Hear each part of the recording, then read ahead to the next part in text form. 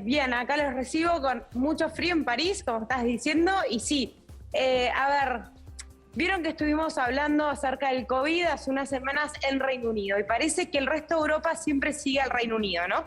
Parece que Reino Unido marcara la tendencia cuando empiezan a aumentar los casos, cuando empiezan a aumentar los casos más severos en realidad, y después le sigue Europa. Y en esa situación estamos ahora. Francia ha aumentado un 80% la cantidad de sus contagios.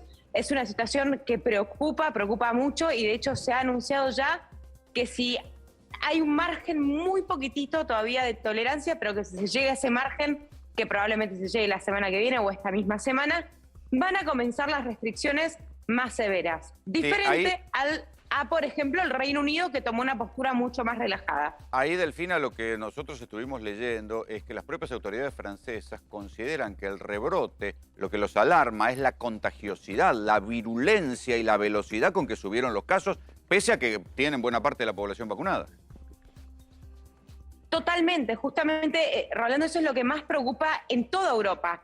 De hecho, Austria empezó a proponer, por ejemplo, cuarentenas de vuelta, sobre todo para aquellos que no estén vacunados. Bueno, Francia está también considerando empezar a aumentar las restricciones y empezar a moderar tal vez un poquito el ingreso al país, sobre todo en este momento en el que ya empiezan a abrir, por ejemplo, las estaciones de esquí, donde por lo general toda Europa vieron que durante las vacaciones de invierno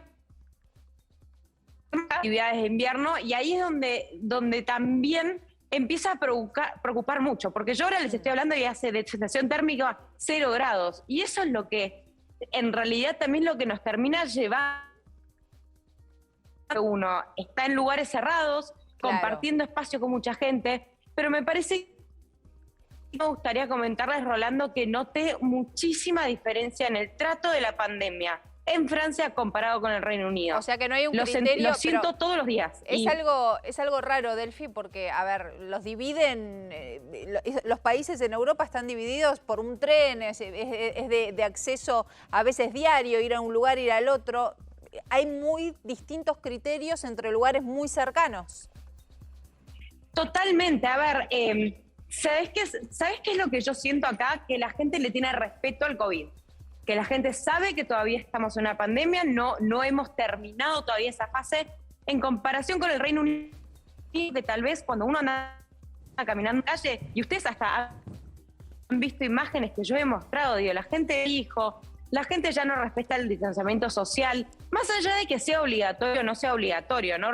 Como, por supuesto que es importante que lo sea, pero aún no siéndolo, en muchos países eligen cuidarse. Aquí en Francia es obligatorio el uso de barbijo en lugares cerrados, en lugares públicos. También, por ejemplo, en los restaurantes muestres tu pasaporte sanitario de que estás vacunado para poder ingresar y sentarte en un restaurante, por ejemplo, en un café. Entonces, y la gente, la verdad es que siento eso en Reino Unido. Y es una diferencia abismal, sí, claro, sobre todo teniendo en cuenta, por ejemplo, que está alarmada con 20.000 casos. Hoy la cifra fue 20.000. Reino Unido hoy las cifras fueron 45.000. Y no está preocupado el Reino Unido con la cantidad de casos. Claro, pero viste cómo es esto. Eso es medio tal vez lo que yo les quería comentar, ¿no? Cómo cambia, y como claro, vos decís, a un tren de 2 horas de distancia. Está bien, son países distintos, el Reino Unido no forma parte de la Unión Europea ya más, pero igual cómo cambia la percepción o cómo se vive la vida cotidiana durante esta pandemia. Eso, estando Delfina, a nada, 2 horas de distancia. Te lo corrige la realidad, ¿viste? Cuando los casos aumentan tarde o temprano, ya pasó una vez en Reino Unido, que quisieron modificar, quisieron ignorar la importancia y después tuvieron que ir a restricciones severas.